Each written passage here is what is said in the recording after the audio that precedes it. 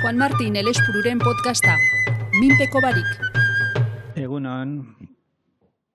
Bueno, gai korapilatzu samar batekin nator. Minpeko barik horregatik da. Eta bueno, zenbat buru, hainbat aburu da dino esaera zarrak, eta hala da. Badakit asko etzaratela bat etorriko nerekin, baina zer egingo dugu. Halaxe da mundua. Ondo informatuta ete gaude, hori da aldera, eta nik erantzuna garbi daukat. Ez gaude ondo informatuta. Hor ikusten ditugu hedabide batzuk, hedabide importanteak gure inguruan, importanteenak behar da, mass media edo mainstream edo nahitzen zaien horietakoak, eta hor ditugu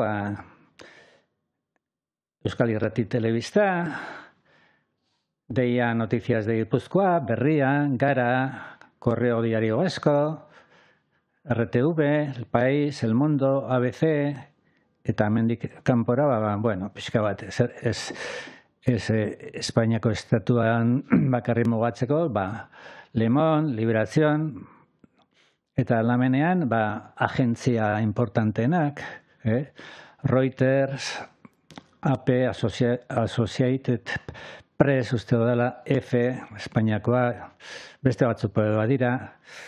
Eta, bueno, esan dezakegu, behintzat hori da askoren iritzia, eta nerea tartean, ez dira berdina jakina, ez da berdina ABCek edo Garak edo Berriak euskerari eta Euskal Herriari buruz ematen duten informazioa, oso kontrakoak dira. Ez da berdina El Paisek eta ABCek, ez dakit danari buruz, ero,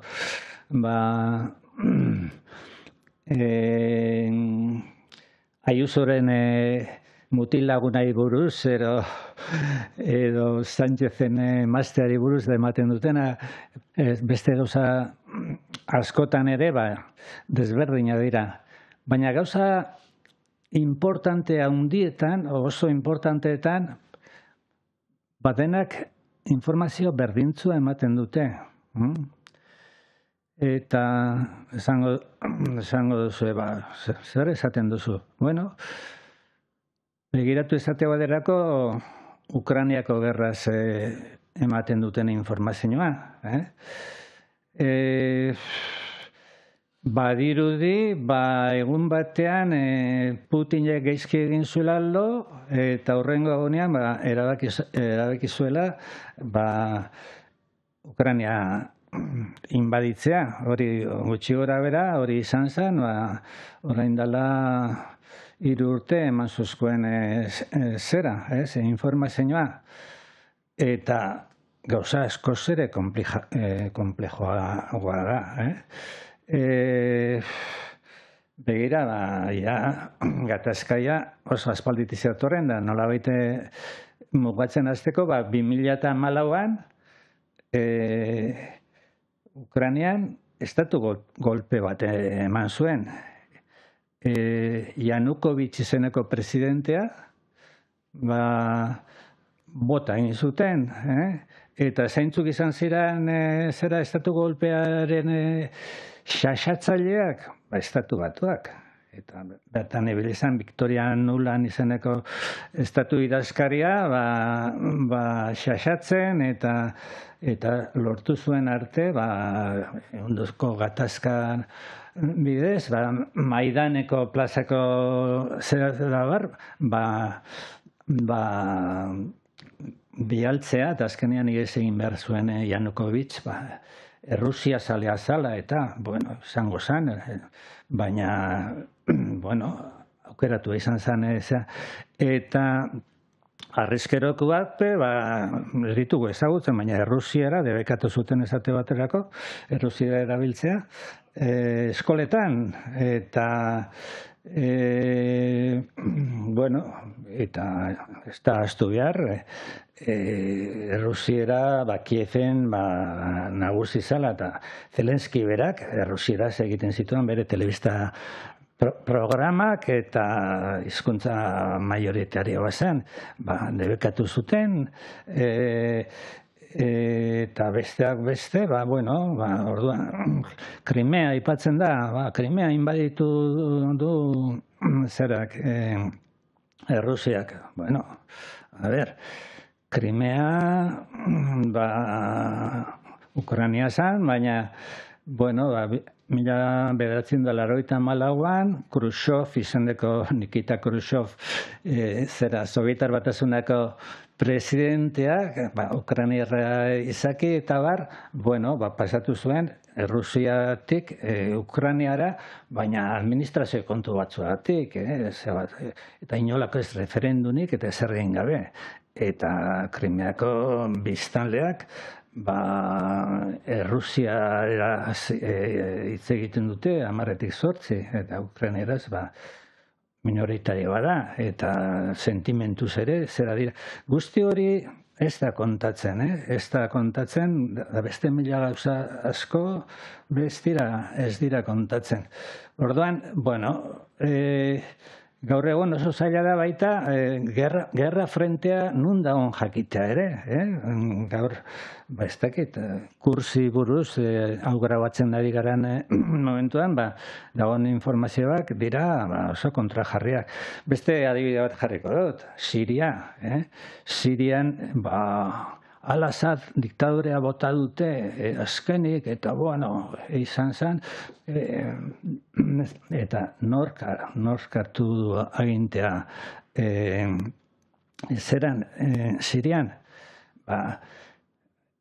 Al-Qaeda, ISIS, Daesh eta hortaiko guztietan ibilitako buruak, txilabakin zeulen, eta gero korbata ipinizioten eta trajea, eta 15 egun lehenago, 10 milioi dolarreko rekompensa eskaintzen zuen estatu batuak terrorista hori zertzeko, eta derrepente egun batetik bestera bihurtu zen,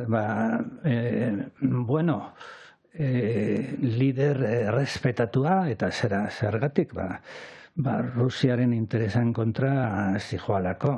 Eta orain, gara entzuten egun hauetan, zela, kriston masakreak egiten ari da, Al-Golaniren dauka izena horrek, eta bere tropak zerean, Latakean, eta 1500 lagun garbitu dituzte, eta horrek dauka bedeinkapen guztiak Europar Batasunarenak, eta NATOrenak, eta beste guztianak, eta bertara joan dira gainera, Europar Batasunatik, eskua eman eta laguntza eta zera zertzea. Orduan, adibide batzuk ipintzearen dira. Enaiz sakon sartuko, oin dela 5 urte gertatu zen, COVID-aroakin edo izurritearoarekin eta Orduan ere, errelato bakarra zertu zen, eta, asuntoa da, beldurra sartu ezurretaraino jente guztiari, hilko zera, hilko gara, eta hortan konfinamentuak ezin da etxetik irten, ezin da etxetik irten, gero ezin da herritik irten, gero mugakideak, gero probintziatik ezin da irten, metro terdira egun behar da, maskarilla ipinita baita kanpoan ere, bakizue zer izan zanura, ez? Eta gero zer esanik ez, soluzio milagroso bat zegoen eta zan txertoak, eta gero ikusi zan, ez zirela milagrosoak, eta gainera, luze hitz egin daiteke, haren eraginez, baina, bueno, ez gara horretan sartuko. Erlato bakarra sartu zen, eta, bueno, beste iritzi batzu zeuden, eta Nobel sariak, eta beste modu batera ikusten zuten gauzak, berdin izan zen, ez? Dana, hori, eta gainera, oin badakigu, estatu batuetako kongresoak, eta kongresoak ez republikanoak agindutako, baizik eta danen artean, eta txosten luze bat egin du aroari buruz, eta hemen horren berri ez da ezer esaten, ez? Eta bertan, nola sortu zen COVID. Laboratorioan, ala pangolinak eta xausarrak ekarri zuten. Neko garbi dago, laboratorioko iez badala, baina hori ezin da esan. Eta ezin da esan, beste gauza asko, ez? Eta, en fin, eta 5 urte pasatu da, berdin jarraitzen dugu. Berriak egin du serie bat zerari buruz, nire ustez penagarria, lehengo zerak oindala 5 urteko gauza berdinak errepikatzen, eta ikusiko dugu beste edabide batzuk ere hasiko dira laster. Eta, bueno, gauza berdintxo gertatzen da aldaketa klimatikoarekin, aldaketa klimatikoa dago da, garbi dago, baina zenbateraino da gizakiaren jardunaren eragina ez. Bueno, eztabaida badago, orduan eztabaida duzagon, utzi espezialistak bai modu batera pentsatzen dutenai, eta beste modu batera pentsatzen dutenai, bere ideiak agertzen, baina ez demonizatu, zerak ez. Non dago adierazpen askatasuna eta iritzi askatasuna eta bueno, gaur egun gero eta gutxiago dago. Neurri baten, eta, bueno, eta genero, transero kontuetan ere, baita, horbe, eztabaida egon behar du, migrazioaren gaian, ez dakizer, iritzi desberdina daude, eta askotan karril nagusitik irtetzea nahikoa da, eskuin muturekoa zera, fascista, gauzak ez dira horrela, ez? Horregatik beharrezkoa ikusten da, internet da leku bakarra, beste erabateko informazioa lortu daitekena, eta orduan, nik hemen, bueno, en fin, batek nahi balin badu, konformatzen balin bada, hauek esaten duetenarekin eta aurrera. Bere konforgunetik irten ez badu, eta seguru balin badago aurrera, baina pixkat, sakondu nahi badu edo gauzak beste ikuspegi batekin ikusi, interneteko zenbait lekutan zartu beharko du, ez? Begira, nik hemen batzuk ekarri ditut, beste hainbat daude, eta aipatuko ditut. Bata da, euskara hutsez dagoena independentea.eus, eta hor oso xumea da. Egunean iritzi artikulu bat argitaratzen da. Eta, bueno, hau sortu zen, COVID-aroan sortu zen, pixkat disidentzia aroan, baina, bueno, esaten dizuet oso xumea dela, horrez dago langile finkorik, dana borondatez egiten da, eta baina oso artikulu interesgarriak agertzen dira. Beste leku batzutan, gehienetan lekurik ez daukatenak. Noiz hemen baita beste berrian enaizen eta argitaratutakoak ere agertzen dira. Baina gehienak dira bertarako idatzitakoak. Esate baterako, gaur bertan ikusi dute Angel Bidaurrazaga medikoaren artikulu bat, Estatu Batuetako kongresuak ateratako txostenaz, COVID-aroaz ateratako txostenaz, bueno, oso interesgarria. Eta, bueno, beste hainbat artikulu ere, neuk ere batzutan idazten dut hor. Gero daukagu, Adrian Zelaia, Adrian Zelaia aurkeztu ezagutzen gure eskualdean, ez? Mondragon Unibertsitatean eta Mondragon Kooperatiba munduan eta, bueno, asko bilitakoa, Ekai Zenterrekoa. Bueno, hau da mundu mailan, bueno, gazteleraz espresatzen den mundutxo horretan, bada analista estimatuenetaikoa. Da ikusiko duzu, hainbat edabideetan sartzen lehen bazarete. Negozioz TV, zera Mexikoko edo Argentinako edo beste edabide batzuetan, eta gero bere kanal propioa badu, Ekai Jurnal izenekoa, hitzaldiak ere ugari ematen ditu, eta bideo laburrak egiten ditu, gazteleraz gehienak. Oso nik bentzat gomendatuko nuke, Ekai Jurnalen sartu, gaurkon arpidetuta eta abar. Eta gero, badira beste mordo bat, eta hau ez da exhaustiboa ez da hemen egiten dudana, baina, bueno, niri gustatzen edo bentsat kontuan eukitzen dituan zer batzuk, hau dira, beste batzuk bai. La magia de la bolsa, Alberto Iturralde, hau bilbotarra da, oso analista ona iruditzen zait, eta hor Miguel Mendezekin batera, nik uste dut egunero arratsaldetan, edo zuzenean, nik normalean urrengo gunean ikusten dituanean ez ditut, danak ikusten. La magia de la bolsa bilatzailean ipinita, aurkituko duzuen.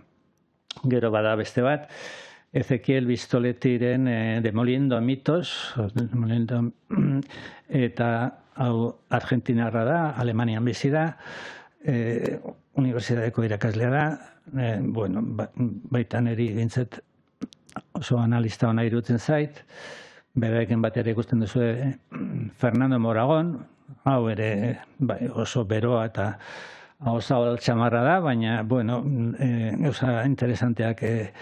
analisi interesanteak egiten ditu.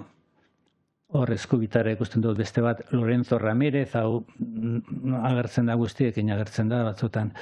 Hau ere, bueno, ekonomista da, eta bolsa, eta harrigarria da, nola bolsa eta baloren kontuan eta hor bogitzen direnak, behintzat sakontzen duten olako gauzetan, ez da. Dirua asko egintzen du, eta, bueno, lehen ez dut aipatu, baina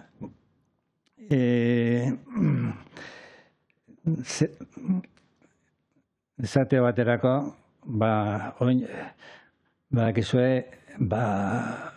oin modako gaia dela, defentsa.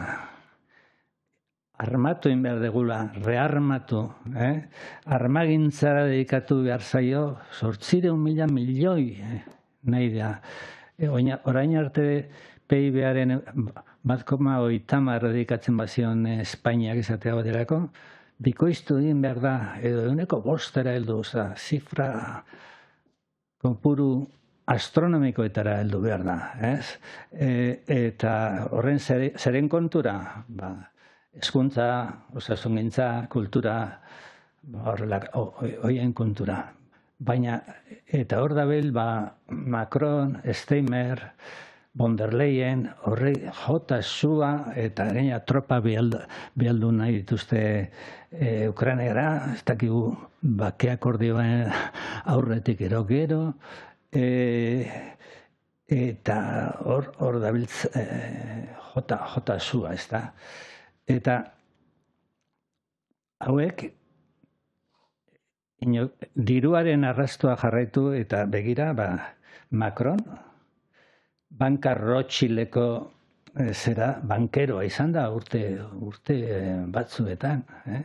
Orduan bere interesak, Rothschilden ez dira Frantziarenak eta ez dira Frantziaren zeranak. Starmer, zera Erresuma Batuko presidentea, London City zera badakizue, Citya zera Londresekoa, badala munduko aberatzen eta diruen eta gordelekuik handienetaikoa. Merz, zereko Alemaniako oraingo presidente aukeratua, hau BlackRockeko ejekutiboa izan da urte askoan. BlackRock da munduko inbertsio fondorik handiena eta bera da jabe, banku, armagintzako enpresa, laboratorio, danetan, eta zer esanek ez, komunikazioan eta sartuta dagoena. Von der Leyenen senarra, Pfizerreko filial bateko ejekutiboa da. Eta hor dago Ursula Gate izeneko zerbait, 1.800 milioi